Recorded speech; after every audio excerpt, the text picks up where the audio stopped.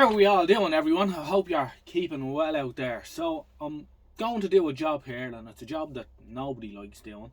It's restringing the dial card on this Strad radio that I just put back together.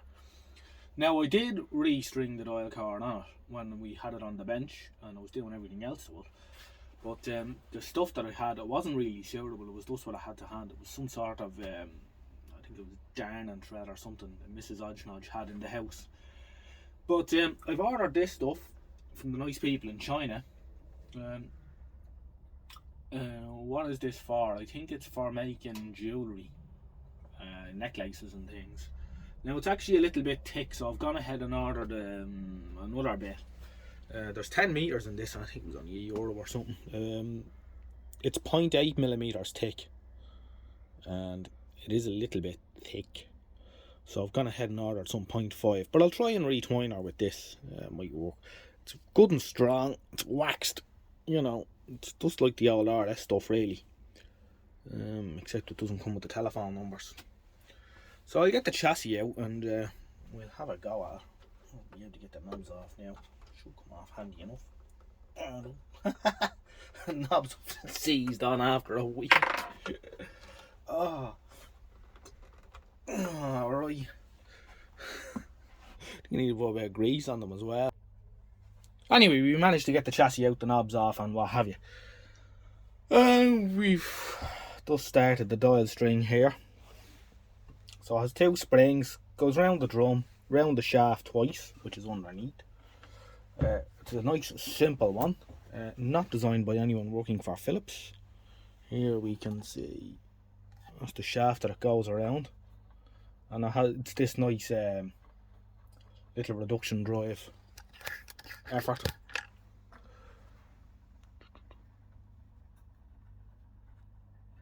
So there's a little bit of slow motion going on there, which is handy on shortwave. And you just wrap it around that twice, and then up through the other hole and around the drum. So it's a real simple one. Some of them can be absolute nightmares, as I'm sure some of you are aware out there. But yeah, I'll wrap this around it and we'll get going. Right, I have, after a little bit of strolling and messing about, got the dial card on and we're in action. Even if the phone doesn't want to focus on it. So, I think we'll go with that. I'll get this one back together for now. And I can concentrate on the pie, which, as we heard, is a beautiful set. So that's it. I think the thinner cord would be better though. It's a little bit thick. So we'll see how the 0.5 stuff works out. And it's very cheap too. The 0.5 I ordered, which should be here in a couple of weeks, was only 89 cents delivered, which is pretty good for 10 yards or 10 metres. Right, I'll put this back in its box. Sure, we'll have a little listen to it then. Okay, we're going to switch on and have a little listen, but before I do, I'm going to tell you something about this radio that's a little bit odd. The radio has two windings on its mains transformer, so the valves are all 4-volt line up, and it has a separate winding for the rectifier, which is a UU. It's a UU2, is it? Or a UU?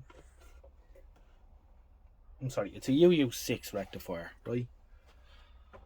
And that should be a 4-volt here, but the winding on the transformer is actually, there's a 4-volt winding on the transformer for the valves, and there's a 5-volt winding which is hooked up to the rectifier and the dial bulbs. So the rectifier valve is being overdriven by a volt. Now I checked this, and it's the way the radio was made, and because I did notice when I did it the first time that a little bit of the metallization has flaked off the rectifier valve, and the heater was very bright, and the voltage tapping and all was correct. So it's been like that since new, which is a bit odd, but the old UU6 is taken anyway, so I'm not going to do anything about it. and leave it as it is. The little bit of use that this radio is going to get here, if it survived like that for the last near on 80 years, I think it'll be alright for another while. Anyway, we'll switch on.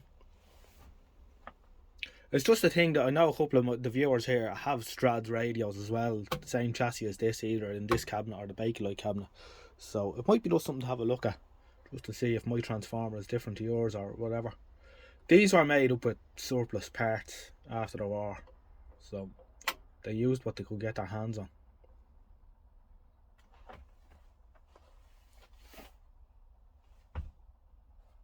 And I'm actually underrunning it a bit. I have the radio on the transformer, so it's at 210 volts, and the radio is set for the 240, 250 tap on the transformer, so it's being underrun. And you can actually see just about see the glow in the rectifier valve. So, and it is quite bright. Anyway, heartened to hear that my neighbour's electric fence is working alright.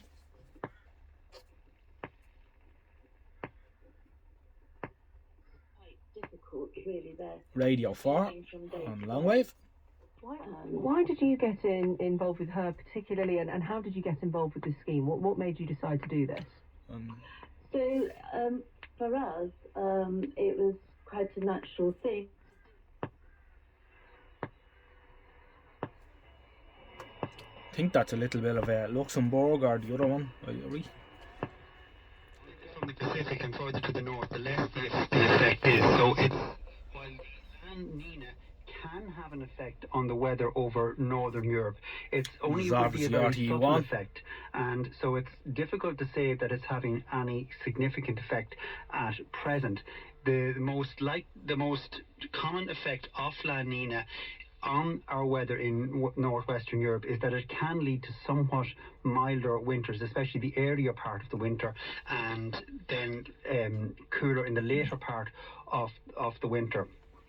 But in the spring, at this time, as you've said at the start, we can have 4 seasons. So there are a lot of other features that can influence the weather at this time, so it's difficult to say how big a contribution La Nina may be making to that. There's another factor which is quite important at this time of the year, which is the breakdown of the stratospheric polar vortex. This is a vortex of very cold air in the stratosphere up near the North Pole, and in the spring that breaks down and it can affect the orientation of the high pressures and low pressures, and at the moment it is causing what we call a blocking high to the north. So you have this large area of high pressure up over.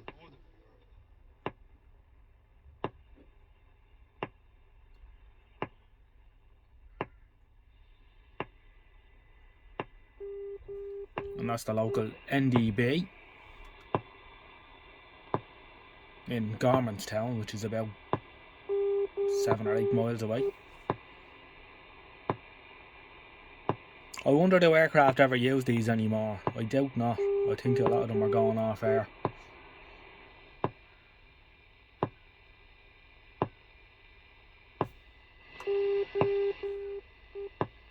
Right, let's go medium wave.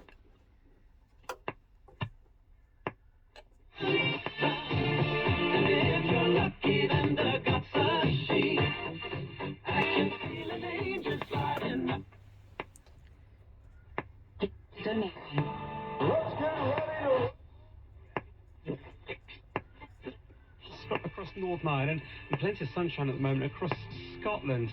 Now the cloud will fill in across Scotland. Possibility of the odd shower or two in the far northeast of Scotland as well. Maximum temperatures about 12 to 14 Celsius. Into Friday, cloud will still affect an area from Lincolnshire, East Anglia, the southeast of England and the East Midlands. Some of that will break up, but sunshine elsewhere with varying amounts of cloud. Probably a brighter day for most of the UK, and it'll be a bit warmer as well. Temperatures 14 to 16 degrees. But in the east and southeast, we keep the cloud 11 or 12 Celsius. BBC 5 Live, the voice of the UK. 5 Live Breakfast.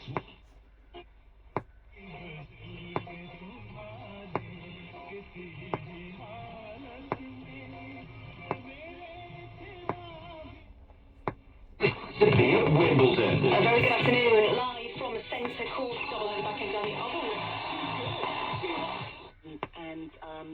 driving to lay-bys to pick up fabric from people. It's kind of rightfully skews media. So you have, for example, Emma Collin talking about her love of Gogglebox, which is not what you expect somebody from the Crown to be talking about as a... So that's why we our road trip on Easter Sunday, the 17th. Is there Lynn Jones, part of the COVID-19 Bereaved Families for Justice UK campaign. Hi Lynn, how are you? Hi, thank you. I'd imagine you're in a state of shock, but not much surprise given what we've heard from others. I want to hear from Tony first of all. Tony, hi. Hi. We need all views. What's yours? Well, this is going to come across as horrible, and I do feel our family, we were very lucky that we weren't really touched by any of it, and it's very sad what's gone on. But at the end of the day, hindsight is 2020. So somebody had to make that decision, and that's the decision they made. And probably behind it, who knows, there may have been the thought that this was going to be an absolutely killer, an absolute killer to the whole nation. And perhaps the thought was that, you know, people in care homes, and I know this sounds dreadful, but if you've got people out of hospital treating people with more of a future than in the care homes, they're never going to admit to that, but that's the decision they have to make. And I know it sounds horrible, but somebody has to make that Lovely.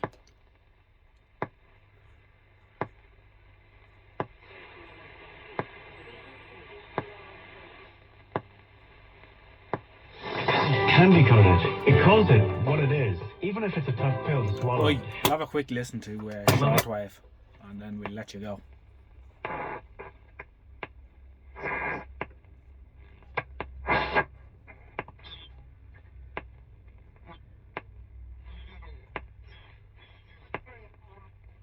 Bit of 40-meter action.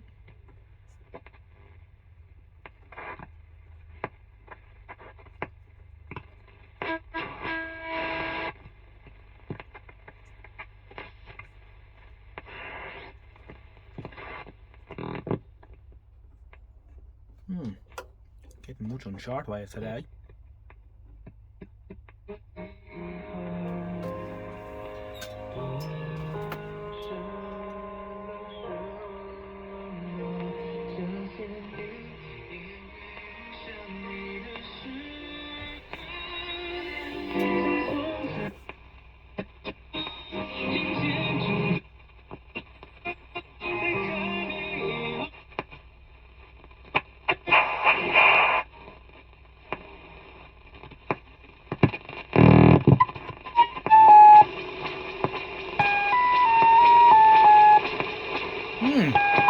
Some sort of a number station.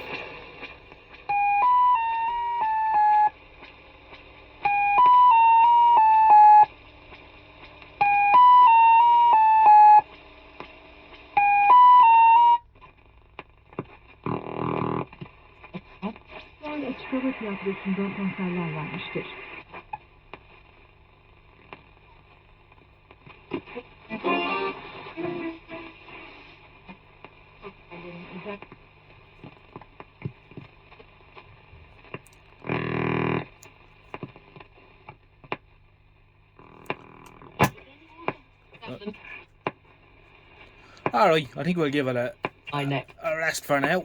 Thanks for watching. That's another one back in action for another while anyway.